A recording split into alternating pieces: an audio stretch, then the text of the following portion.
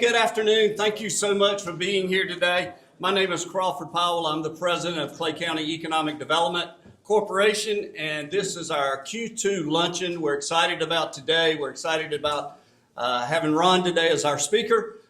We think everyone will learn a great deal about what our landscape looks like in the coming years, both as a county, as a region, and as a country.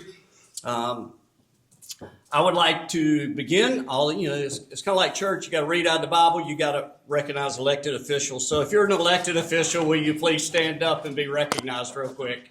So thank you.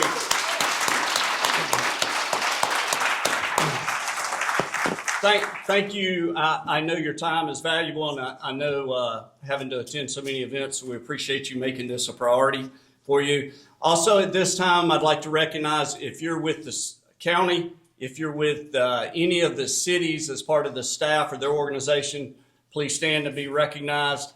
Brian, I also forgot the federal level. So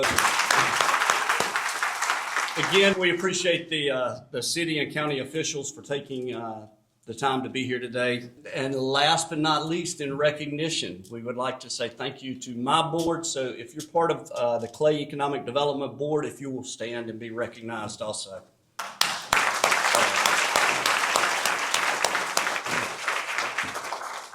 We also like to say thank you to the Thrasher Horn for hosting this event, also to our catering staff for providing the meals today. And finally, we'd like to say thank you to Florida Power and Light for being our keynote sponsor for this. So thank you, Carol and your team. Carol, if you would like to come up and share a few comments before we begin our meal, I would appreciate it.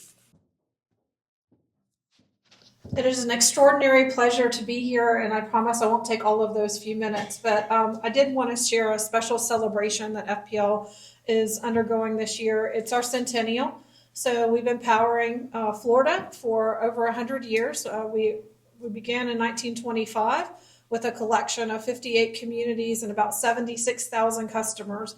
We now serve over 6 million customers, about 12 million residents of Florida. So we're Florida's largest utility. And with that, we have a hallmark of reliability. We're also diversifying our energy generation and also working to keep bills as low as possible. And so in honor of our history, I just wanted to bring up that point because we started with, they said, Harp and Boat 35 Mules, which is what we call our business incubator. And then also across the state, we have an economic development business unit that works and partners with economic development organizations and individuals that are working to bring companies here to Florida or expand existing companies every single day. So we're your partner today. Well, we were your partner 100 years ago, and we look forward to the future of Florida. We're a continuously growing state, and we look forward to being a partner for that growth. And if we can help you in any way, please don't hesitate to let us know. But we're also very proud to support today's event and a speaker, which Crawford had met at one of our economic development forums that we provide for economic developers across the state. So very pleased to be here today. Thank you.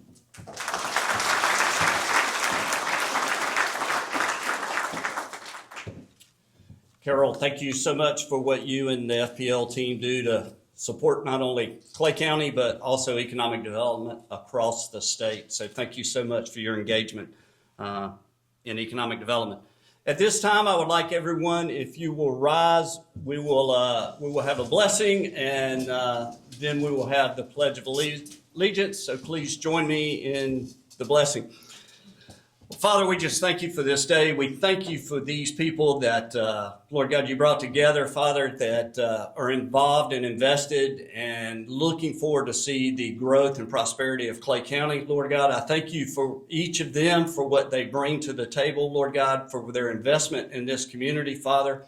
We thank you for this time together. We thank you for this food. In Jesus' name, amen. Please join the pledge. I pledge allegiance to the flag of the United States of America and to the republic for which it stands, one nation, under God, indivisible, with liberty and justice for all. Curiosity, Clay County's down to 3.5% on the unemployment rate. Jacksonville MSA and the state of Florida are both at 3.5%. The United States as a whole is at 3.9% unemployment. So Northeast Florida, as we all know, continues to lead a lot of the country in unemployment rate and job creation. Median home prices in Clay County are currently $358,590. Median home price, which is a year-over-year increase of 1.9%. Many of you probably received our quarterly economic update earlier this week, so check your emails for those. At this time, I would like to introduce Ron Hetrick, who is a senior labor economist with Lightcast Company. Ron's been in the industry for 30 years with extensive expertise in labor force economics. He actually lives in St. Augustine, and so we're glad to have him come over. Ron has been a senior economist for 8 years, or was a senior economist for 8 years with the Bureau of Labor Statistics in DC, did 20 years as an advising economist for the largest staffing company in the US. He's been quoted by CBS, CNBC, the Wall Street Journal, Forbes, and other national syndicated news channels and magazines. Ron has provided analysis and insight to the Fed Chairman Alan Greenspan, the Council of Economic Advisors, to the President, Congress, and numerous Fortune 100 companies. He has also written several books, The Demographic Drought. He co-authored Who is Going to Do the Work, and he is the lead author of the recently released update to Demographic Drought, The Rising Storm. Please join me in welcoming Ron Hetrick to this podium. So, a couple of things. As he was talking about, I was lead author of a paper a couple of years ago called Demographic Drought, which kind of scared everybody to death. And you know what? I'll say a little bit at the time, maybe we were trying to instill a little bit of urgency into the economy. After that, and going out and speaking on demographic drought, something just was really eating at me. And so that caused another paper to be written called Who's Going to Do the Work? And that is a provocative title that I personally forced into that paper because I was like, this is what it's about. Who's going to do the work as we start to go through the next several years?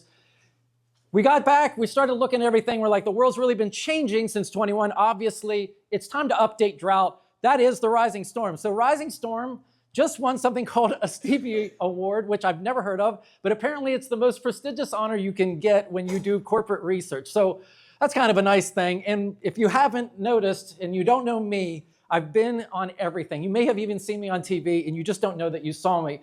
But what's really cool about that is not the bragging part, but the whole point of writing this article was to get people to pay attention to something that I just feel that people aren't really fully understanding. We talk about these things. Every now and then we may mumble to each other at the table, but we don't really understand what's going on. So we're going to talk about it today. So I will tell you, like I tell everybody, you are going to get bludgeoned with data, okay? I am an economist that's been doing this for over 30 years, and the only way to really convince you is I've got to show you these numbers. The numbers you see are going to definitely challenge you. So the way this is going to work is it's like a story, okay? It's like a movie. We're going to go back in time. We're going to look back 30 years, and we're going to look to see what was going on, what's taking place that shapes where we are right now, because it's critical to understand that. With that in mind, we're going to talk about what's happened the past couple of years, what we call the first outer bands of what we see coming. And then we're going to do the next section called landfall. Landfall is the storm. So we're not in the storm now. Some people may feel like they're in a storm, and if you feel like you're really in a storm when it comes to labor force, I got really bad news for you. It's coming, and it's going to be a lot worse than this. The last part is, what can we do about it? And I was telling people earlier, as an economist, I don't really have a whole lot of solutions. I just identify problems. So we're going to do our best. But I will say, I have traveled everywhere in this country. I have spoken to so many companies, and there's things that are really starting to jump out to me. And we're going to talk about some of those things today. But the solutions ultimately are going to lie on you. I can't come up with a solution for every single industry, every single company. But I can point out what I think you have coming on. So we're going back in time. And then the most important part about it, we've talked about baby boomers. We talk about them as a population. But we need to talk about them as a labor force. So you have these boomers born between 46, 64. They start entering the labor force in the early 1970s. Okay, so not only did we have more children that came into the labor force. But women also start entering the labor force in earnest in the early 1970s. So from 1970 to 1990, we netted growth in our labor force of 42.5 million. The previous 20 years, much smaller. The next 20 years, much smaller. The most recent 20 years, much, much smaller. This is a special time. You are now going into a labor force that has no idea what to do with this many people. We didn't have an economy ready for this many people. So if you're in that much competition for jobs, you start to develop what we call the boomer mindset, and it's not an insult. So number one, I got to get a college degree. We see an explosion of people getting college degrees. I'm trying to stand out. I'm going to go to college. Number two, I'm going to move to the job. Anywhere the job's at, I got to move. We see people moving all over the country in the 1970s, going to go to where the jobs are. Look, having a family, my spouse and I are both working. Yeah, we'll have a child, but maybe like one. We just can't fit it in to our careers. My highest priorities when it comes especially to politics or anything, it's got to be about job creation. It's got to be about lowering unemployment. Job creation, unemployment, unemployment, unemployment. You hear it over and over and over again. We got to do something about this. It's still stuck in our heads. The next one, everybody's favorite topic. I don't want immigrants. Why would I want them? There's so many people here already in the labor force. Why in the world would I want more people to come into the labor force if I'm already competing against so many people? Lastly, loyalty's gone. I mean, companies can flex people like crazy. People lose their jobs at a whim. So you start looking out for number one. And you start to see people taking on more of the responsibility of training onto themselves, and we see companies kind of not doing that anymore. When we look at companies, they also develop a mindset during this time. I'm not going to train. I want you to come preloaded with every single thing ever.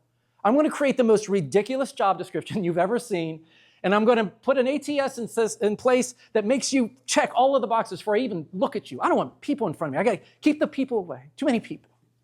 That was the mindset we had to have for so long. Maybe didn't have to have, but we did.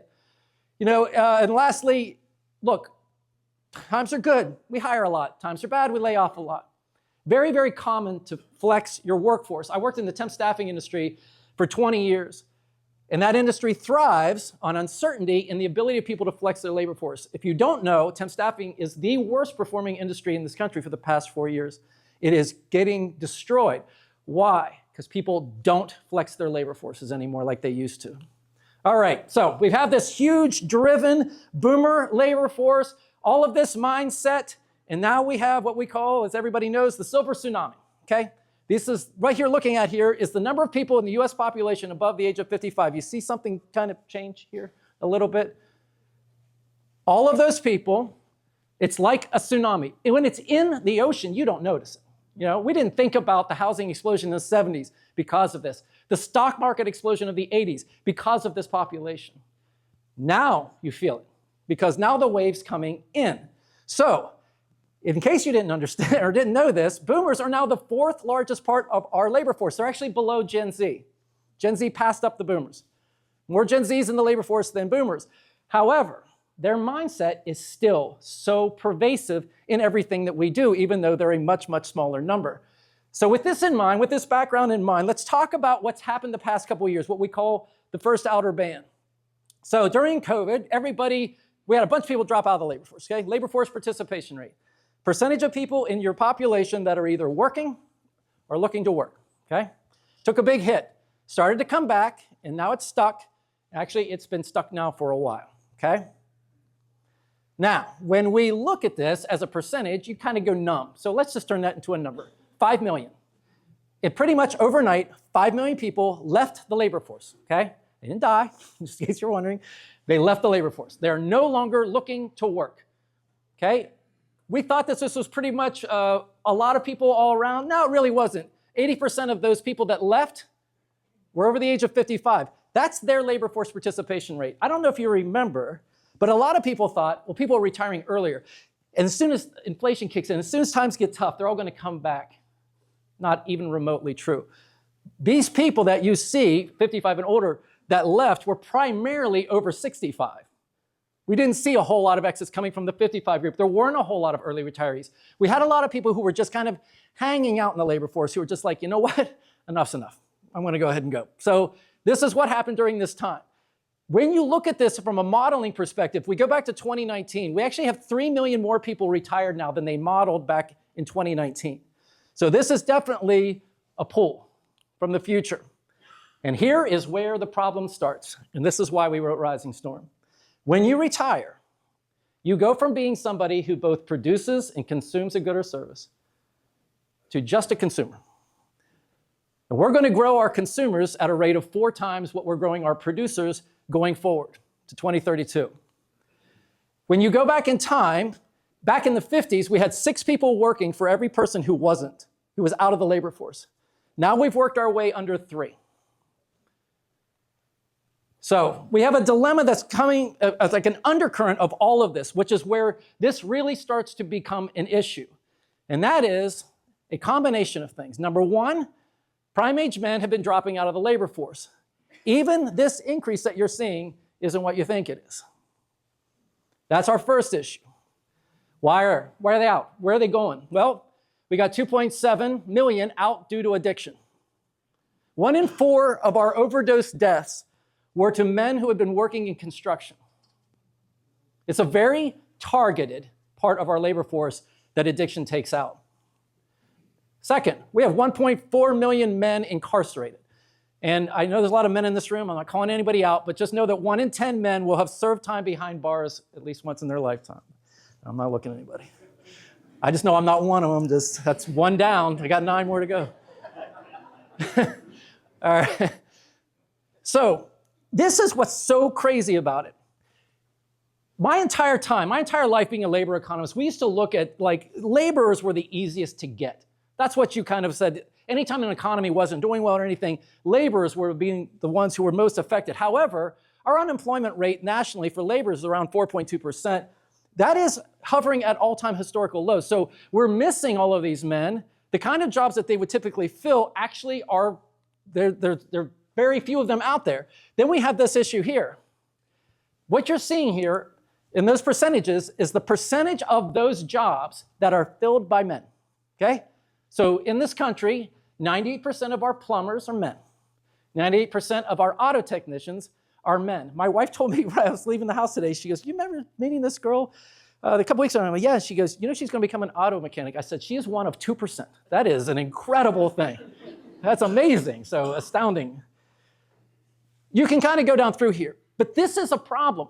We need this kind. This is the kind of labor that we're so desperate for. It's also the kind of labor we're really kind of hurting for. Why? Because we have a very dated view of who we are as a country. We have a tendency to look at ourselves as a kind of Joe lunch pail, looking out for that blue-collar worker. No way, not even close. This is our labor force. This huge group right here, those are people with a bachelor's degree. It's not even close. The biggest part of our labor force are people with a bachelor's degree. Throw another 36 million on of people who have an associate's degree. So the very vast majority of people in our labor force are college educated, okay? If you go back to 2019 to now, all of the growth in our labor force, all of the net growth in our labor force are people with a college degree, which means if you don't have a degree, that population is shrinking. That labor force is already in decline. Okay, why is that a problem, Ron? I think everybody should have a college degree. Well, we have an issue. About 60% of all of our job openings in this country do not need a college degree of any kind. 68% of our jobs, 58% of our job titles only need a high school diploma or less, according to occupation employment statistics. I love that word. So we now have a war for talent. We talked about war for talents forever. We were always talking about technical labor, IT, engineering, STEM, war for talent. That's all I ever heard in the early 2000s. Well, now the war for talent has actually made its way down to Main Street. Mom and pop shops. Everybody's trying to find a good, keyword there, quality worker. Somebody's going to show up, do a good job in this kind of sub $30 an hour rate. And that's getting really difficult to find because we don't have them like we used to. Recently, we've had a lot of conversations. There's been conversations about tariffs and can you bring manufacturing? We need to bring manufacturing back. So what I did here is there's the current advertised salary. We're Lightcast, this is what we monitor. This is the current advertised salary for production workers in the US. Now I want you to look at those jobs around there. Those ones that have the blue font. And I want you to look at those jobs and I want you to say to yourself, or think to yourself, which of those jobs can be automated? Which of those jobs don't you want? because you're going to need them all. Maybe admin assistant, maybe. Once you get out a little farther, maybe it's a little easier. All those jobs pay more. And we have a lot of openings, which I'll talk about in a second.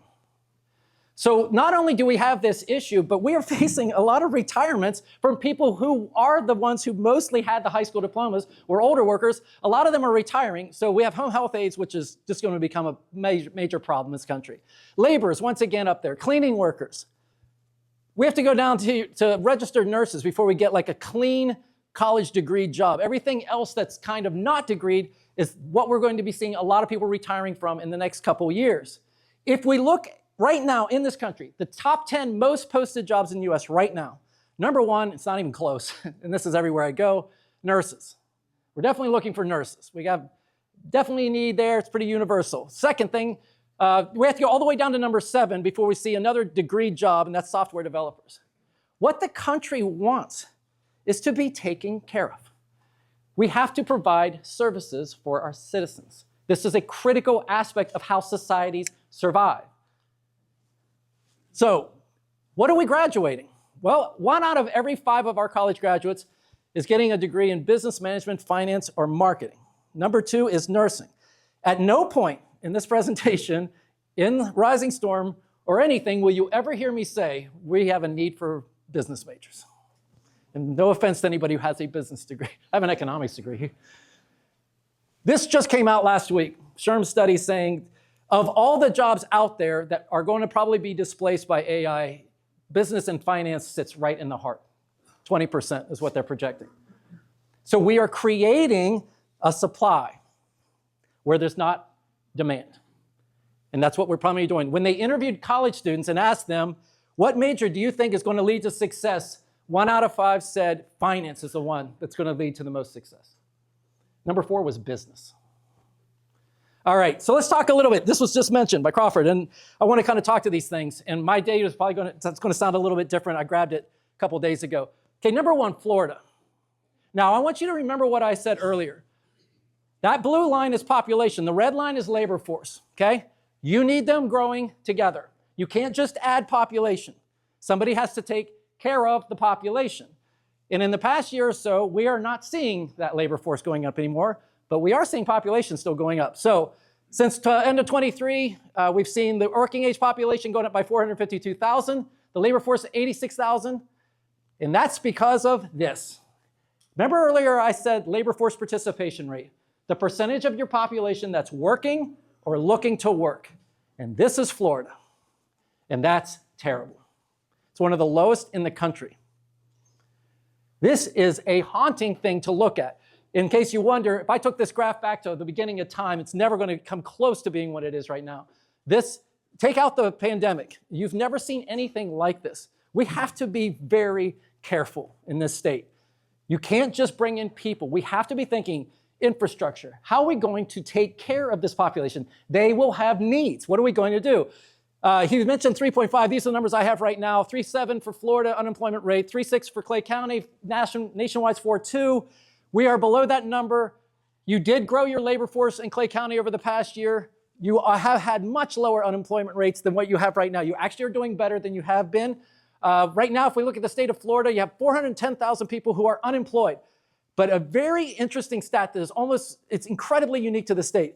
Only 34,000 of that 410,000 are actually collecting unemployment, which is 1 in 12. The national average is 1 in 4. So this is an interesting thing. It comes from several things. Number 1, you can be unemployed and not collecting unemployment because you are entering the labor force. It's your first job. You can be unemployed and not collecting unemployment because you're unemployed. You're doing, we call it the cousin Eddie. He's waiting for a management position. And I will tell you, that dominates these numbers. When you look at the same posting that lists remote versus in-person, the remotes are getting about 100 times more applicants than the in-person. A lot of people who move to Florida are just trying to find remote jobs. So they're unemployed, but they're kind of like, I'll figure it out at some point. But that collecting unemployment is critical because that means they actually have to provide proof that they're out there looking for jobs. And only 1 in 12 people are saying that that's what's going on. We have to be careful about that. Right now, our Lightcast data says 488,000 job openings. If you can do the math, that's more job openings than we have people unemployed in the state. So that's not a great thing, especially with our labor force participation hurting. This is your labor force. You exploded in 21 and 22. Huge growth. So you have this huge growth. Now it's kind of stabilizing. That's okay if we can keep the population kind of flat. But one thing that I thought is really interesting, I do this for every market I speak to, which are literally from California to the Northeast. And one thing that I always look for is their demographics. You have a really good distribution. It's an excellent market. You have the right percentage of young people, the right percentage of old people. I talked earlier about we can't have, you have to be careful to not become the retirement area for everything because you have to take care of these people. You're not. You're actually doing pretty well in this regard. Right now, you have 3,300 job openings right now in Clay County. That's actually very similar to where you were prior to the pandemic. Let's just kind of try to forget what happened in 22. That was insanity. But you're kind of back. So you're not doing poorly. You're doing as good as you were back in basically around 2020. And if you remember, you had a really low unemployment rate during that time. Things were really healthy. I consider it's a pretty healthy market. What are you looking for? Wow, nurses. Everybody's looking for nurses. Now I want you to look at the rest of those jobs that are not in blue. That's what you're posting. That's what you're looking for. Clerks, retail, truck drivers, food service managers, fast food counter, home health aides. These are jobs that take care of your economy. You have to make sure that you have this population, okay? Be very careful. If I remove the professional roles and look at the average or the median advertised salary, this is what's happening. Your wages are just going up and up. Everybody's looking for the same person who doesn't exist, so you keep upping your wages. You're going to keep upping them because they don't exist. And maybe you'll convince somebody to take the job, but now you have to be wary of the quality. Your unemployment rate is 3.6. That's crazy low. We've lost our perspective. Historically speaking, back in the 80s, 90s, just so everybody knows, it was very normal to have unemployment rates in the 6 to 7 range. Those days are way behind us. This is a very tight market. This was mentioned, and I wanted to show you this graphically. This is your home prices. So if you bought in and you had that value increase, congratulations. You got a 51% increase in price between 20 and 23, okay? Now, here's my concern. To afford a house of that cost, your income needs to be about $100,000 to $125,000. I mean, you could do it and they'd be really house poor, but this is probably what you need to make. Your median household income in your county is $86,000. So if you think back to the jobs I just said you needed, nurses, all of those other support positions, could they move here? Because that is a you problem, that is not their problem. If people can't move into your area to take these jobs, then you don't get them. Your unemployment rate's very low. The way you're going to fill the jobs is by bringing people in, okay? Critical to understand it. With this in mind, let's jump forward. Why am I saying it's a rising storm? Why am I not saying the storm is here? Because it didn't sound so great when I was talking about it earlier. All right. BLS and the Census Bureau look at everything. They basically say, to 2033, we expect to net growth in our labor force of 6.2 million. Net that growth. Now, of that net growth, BLS is saying, well, 3.6 million of the 6.2 million are going to be people over 65. Now, you don't need to raise your hands, but for people in here who are employers, I want you to think about how much of your labor force is over the age of 65. It's not very common to employ these people. They actually have a very low unemployment rate. That's where they think most of the growth is coming from. That comes from a math equation, which I'll talk about in a second. So that leaves us our remainder. No, it doesn't. Hold on. During this time, till 2033, the 16 to 24-year-old population is going to decline, or labor force is going to decline by 2 million. Okay, so our entering labor force is shrinking away. They think all the growth is going to primarily come from older workers. We're actually going to see a decrease in younger workers. So if we take our remainder, and we know that about 2 out of every 3 people have a college degree, that gives us 177,000 people a year to bring into the labor force on a net new level. So right now, as the BLS projects out the need for jobs, what they're saying is, for no degree needed jobs, we're going to need to net 280,000 more every year. But I only have 177,000. So that's 133,000 shortage going forward. Just so everybody knows, I'm not against college. We're actually going to have a shortage there, so everybody gets to win. But it's just not to the degree. The concern is, how do we take care of this population? I said, now ignore that 188. Sorry, use the 177, but stick with me. All right, I have net new, 177. This is right now. In our country, we have 462,000 job openings in construction. That's good, we need that. Food, we like to eat. We have 394,000 job openings right now in our country for food. Putting something in the ground, harvesting, processing, shipping, grocery stores, restaurants, they do not need degrees, but we need to eat. So we need to fill those jobs. So we're going to make sure that they go there. Oh, community service, cops, firefighters, auto technicians, people who groom your dog, people who groom you, everybody in your community. We have 410,000 of those job openings that do not require a four-year degree. And then lastly, we have healthcare. They have a lot of jobs that do not require a four-year degree, 148,000 right now. I got 177,000 workers, and I got to distribute them between this number. It doesn't work out in the math very well. So is it realistic to say older people are going to carry this? Well, here's a problem. We are getting very rich. And a lot of people love to point out facts. Oh, a lot of people haven't saved enough for retirement. I don't need a lot of people. I just need a good deal of people. As with the boomers have entered the 65 plus category, the labor force participation rate has started plunging. So when the silent generation was going straight up, boomers start coming in, it starts going down. Now the boomers are really representing this, and it's going down a lot more. Do not underestimate the impact of two people working over the course of a lifetime saving money. I don't care what anybody says about any of these things. This is a real phenomenon that we're seeing. As you age, your labor force participation goes down dramatically. Right now, boomers are 61 to 79 years old.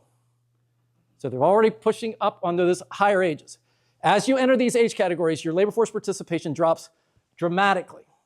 As we start to look out over the next 5 years, they're going to move primarily into the top categories. They will be disappearing out of that labor force. And then this is an incredible slide. When do you expect to retire? Boomers who are still working, 68. Gen X, 64. Millennials, 61. And God bless Gen Z.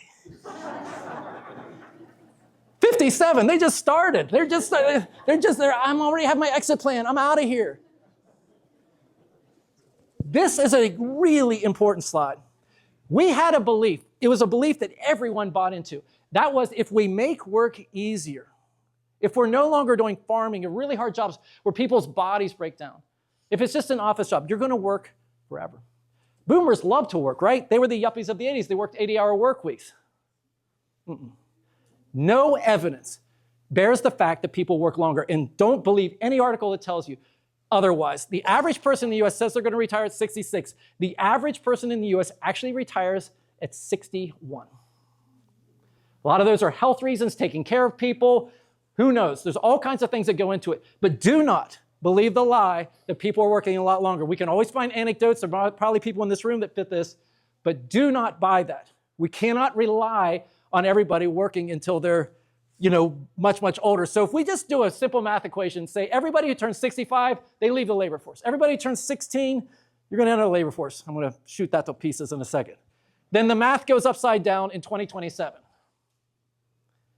But I'm going to tell you, that math is getting very, very real. Oh, you're 16 to 19 years old. Yeah, you don't work. This is a labor force participation rate of 16 to 19-year-olds. Now, this increase here, immigration. It's not us. Our domestic or native-born population is very, very low. Why don't teenagers work? Well, two reasons primarily. Parents valuing college, getting a scholarship, making sure you're up on your classes. Also what we call the travel sports phenomenon. Kids are too busy to work. Here's the problem. They're not working. They don't know what it's like to be told they stink.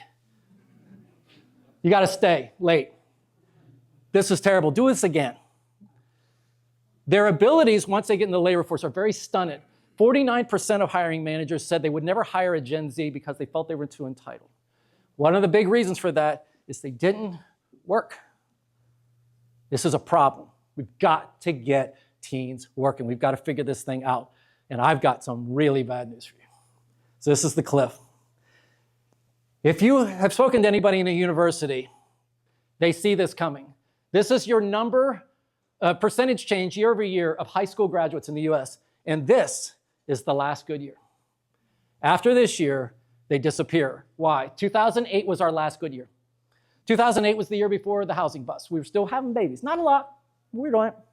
Housing bust happens, and we stop. 2008 babies are, what, 17 this year? 17, 18?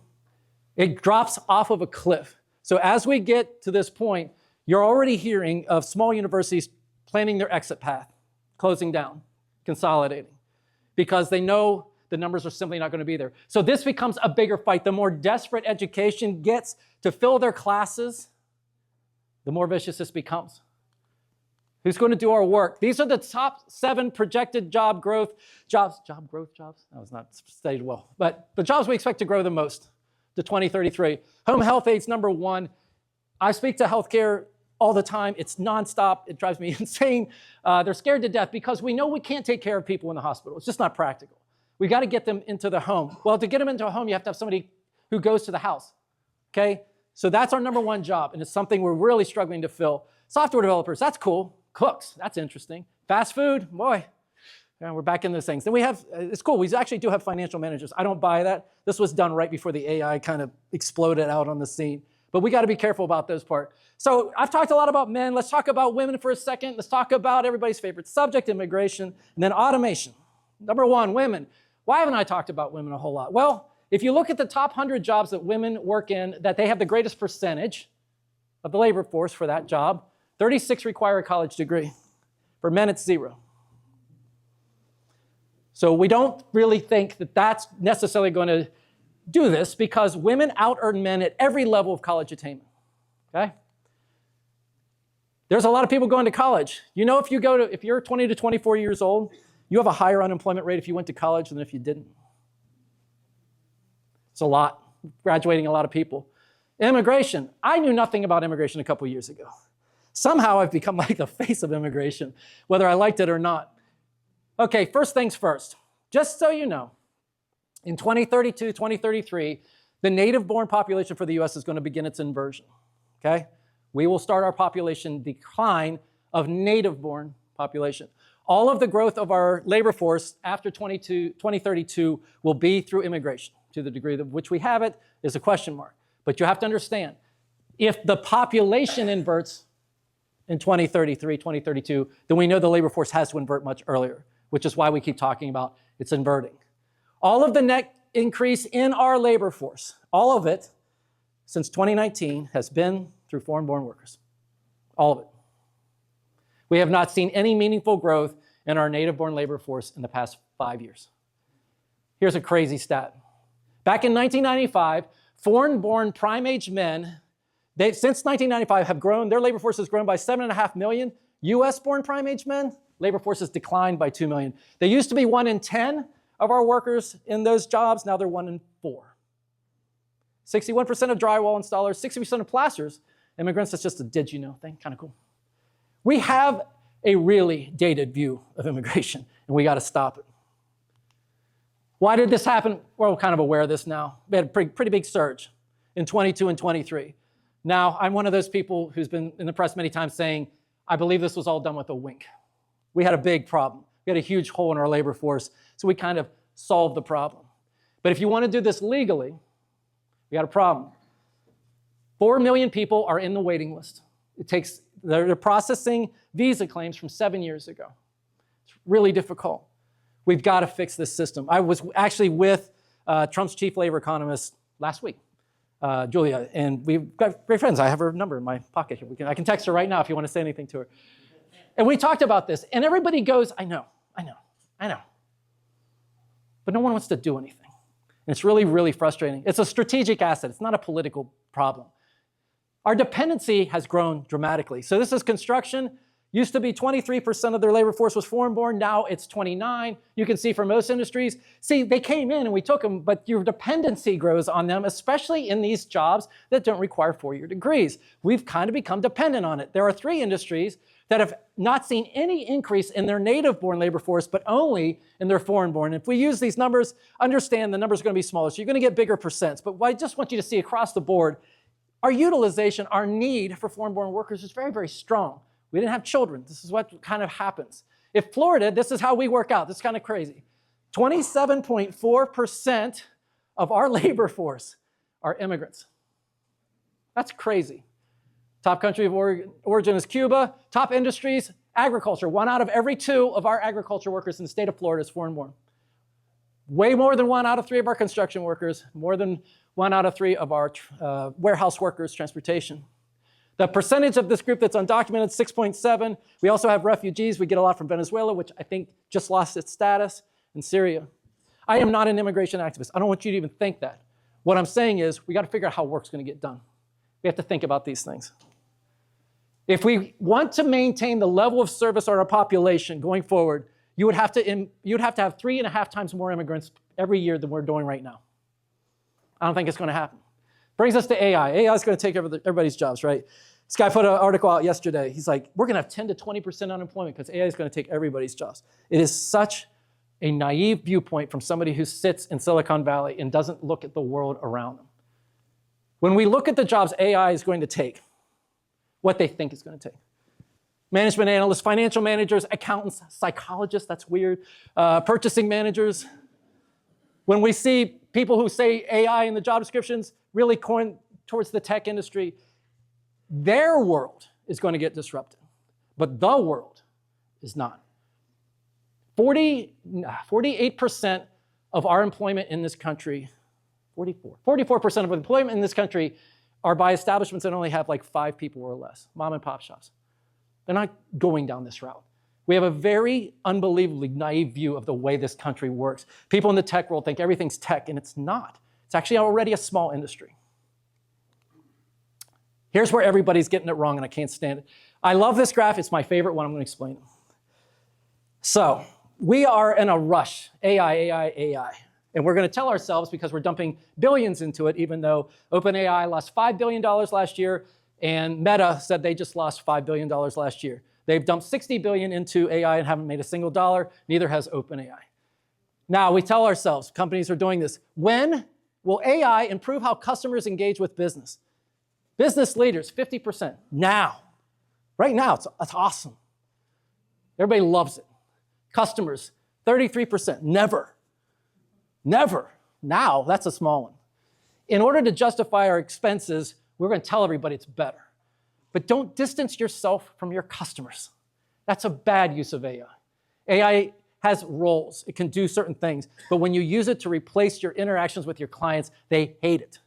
And don't tell yourself that that's any different. So we're not the first country. Japan's way before us. What did we learn from Japan? They offshore everything. They've expanded immigration, which is crazy in Japan. They do invest in labor-saving tech. However, they just abandoned their robotics program for hospitals because the nurses were spending more time fixing the robots than actually attending to patients. They do work into their 80s. We're going to talk about that. And then increased urbanization. Japan is shrinking like crazy. Tokyo is growing because they moved to the cities. Why? Because you can't get services in the country anymore. You can't get a doctor. You can't get internet. So you move to a city. This is what happens. So what did we learn from Japan? One of the most incredible things. When they studied the people who were older, what jobs did they apply for? They tended to apply for easier office professional roles. When we look at AI and what it's targeting, it's entry, office, professional roles. All of these college grads we have, what are they looking for? Office and professional roles. So we have a problem that doesn't exist, is getting all of these solutions. Meanwhile, we have nothing coming for the rest. So how are we going to prepare? Last bit. Number 1, change your mindset. Okay, you don't have to go to college to make good money. Trust me, skilled trades are out-earning a lot of college degrees. And I already told you the unemployment rate's getting higher now for people with a degree. We're not getting the best majors when we go. It's kind of, that's another thing. If I went back to that slide, there's sociology in there and all these kind of things. And I don't mean to demean a major, but we got to think about just getting a degree isn't a rubber stamp to being financially successful. The average college grads thinks they're going to make $101,000 when they get out. The average college grad last year made $62,000. I'll move to get the job I want. No, you won't. People don't move anymore. Immigrants take our jobs. I don't want them. Yes, you absolutely want them, but you need to have them strategically. We need a grown-up system. We need to allocate them. This is what I was talking to Trump's Congress about, where there's a way of doing this, and it could be really cool. I need to weigh the benefit of a family against my career. Well, we better figure it out because populations cease to exist when we don't do this. There has to be a way. Companies can work together on this as well. Don't create things that make an environment very family unfriendly. That's not cool. And that's your professional viewpoint from me. When I'm electing people, jobs, we got to create jobs. You got to lower unemployment. No. We're entering a zero-sum game, okay? My apologies to the economic development people. When you bring somebody in now, they take from your workforce. There's very few people on the sidelines who get brought in when a new company comes in. They mostly just take from yours. You need to be involved. You need to think about those kind of things. What is coming into your area? What kind of jobs are they? And before you go, yay, I want to attend the ceremony, go, whoa, whoa, whoa, hold on. That's my labor force. We have to think about these things. I'm not against growth. What I'm saying is we've had the same mindset forever, and now we're getting into situations where unemployment's so low, it's hard to grow them. As a business, look, man, we can't screen everybody out. You got to get people in front of you. Create ways for people to get there. I was telling somebody earlier, it starts with finding a motivated person. And then you have to figure out from that point, how much work am I willing to do to train them? But we can't just sit there and go, I'm just, hey, I can't find, I had a posting, I couldn't find any qualified workers. Make them qualified. What can you do to bridge that gap? At the end of the day, this was the whole point of writing Storm. As we go into the future, there are 4 ways that work gets done, and that's it. There's 4 ways. You either hire people locally, depending on the business you're in. You can globalize if you have those kind of businesses. You can automate, or you have an immigrant solution, okay? If you're in some industries like healthcare and construction, well, you're pretty trapped. You have hiring locally and maybe immigration. Oh, not just hiring locally and maybe immigration. They have to have skills. In construction, so they don't kill themselves. In healthcare, so they don't kill somebody else. This is creating a lot of problems. People don't want to do hard work. Our survey of 1,500 high school students, when we said, why don't you consider skilled trades? Because so many of them were saying college. And they said, it's hard. I won't do that. It's hard. Oh, it's hard. I don't know what we're going to do about that. We had our second response was, I want to work in an office. Ew, that's so gross. So then you go down, food and hospitality, transportation, logistics, and you can go on down. The ones on the left were saying they may not even know it's raining outside. The IT and tech, finance and insurance, entertainment, they're already filled with AI. They're already shoving work all over the globe. Here's something just to think about, because I haven't scared you enough. There are millions of people who do not live with a spouse or a family member. In 2020, there were 15 million Americans over the age of 50 living alone. Now it's 26 million. We have a healthcare problem coming in a big way. If you didn't have children, basically what you're saying to society is, I need your children to take care of me. And if you didn't have the children, then I got to go find somebody else's children in another country who are grown up to take care of me. This is what the biggest issue that we see at the heart of the storm is, what are we going to do in this particular situation? If you are hiring locally, just a couple things. Train, learn how to train again. Mentor people, get your best people involved. Upskilling, cross-skilling, everybody's talking about this kind of stuff. Partnering with your schools. It's a shame, and I hear this a lot, of schools having to go to businesses and go, we could do this for you. We can train these people. You should be going to the schools, talking to all of them, going, hey, can you kind of get people kind of going down these pathways? We'd like to maybe get them here. Number 4 is a big one. We are terrible marketers, especially things like skilled trades. We have a tendency to tell people what we want them to have.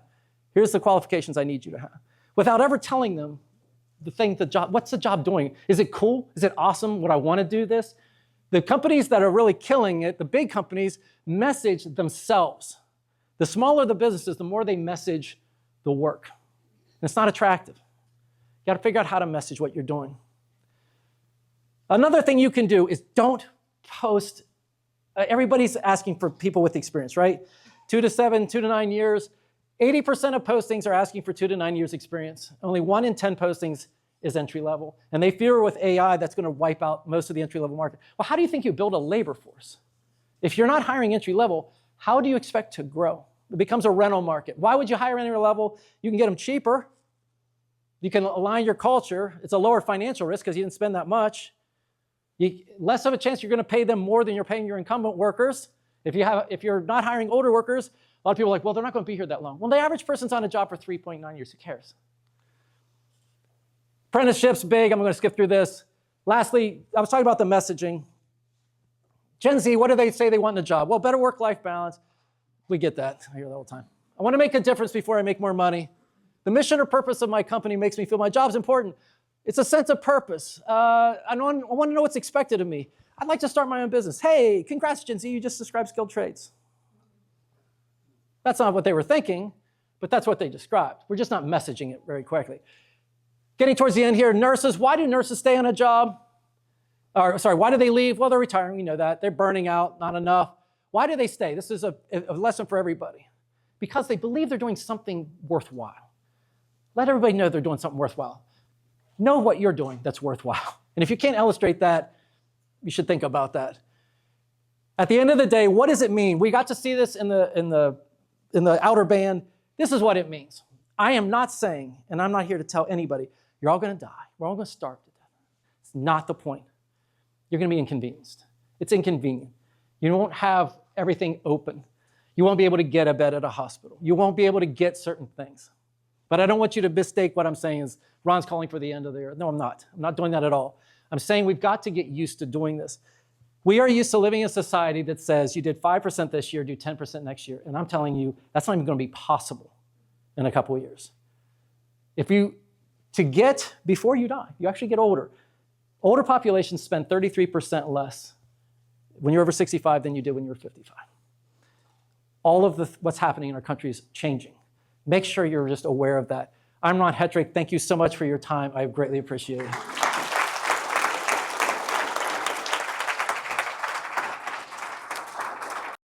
I feel like I just left college class and forgot what the professor said the whole time, Ron. So thank you. So for those of you like me who were trying to keep up with the slides as he was going through them, we videoed this. Give us about 2 weeks and we'll post it out to our YouTube channel. So the slide deck's available. We video the whole thing. It'll all be posted out so you can make it available and you can kind of crunch through it when you have a few minutes within your own business and try to understand where we are and what this cliff looks like that he's talked about. Hey, just for a heads up, again, thank you for coming today. Our Q3 luncheon, we've got a speaker lined up for that. It's a guy named Gray Swope. Gray has been Secretary of Commerce for the state of Florida and also for the state of Mississippi. He is now in the site selection business. He is the preferred site selector for AWS. I know a year ago they cited a project for Amazon Worldwide Web Services in Mississippi. That was a $15 billion initial project. When I talked to him about 6 months ago, that was going to end up being a $30 billion project within the state of Mississippi. So Gray has a great perspective from multiple sides of the table. So he will be our third quarter speaker. And in fourth quarter, we're going to change it up a little bit. We're going to do a state of the healthcare in Clay County. And all three of the hospital CEOs will be joining us. And we will go through kind of a fireside chat sort of thing. And we will discuss what healthcare looks like currently and in the future in Clay County.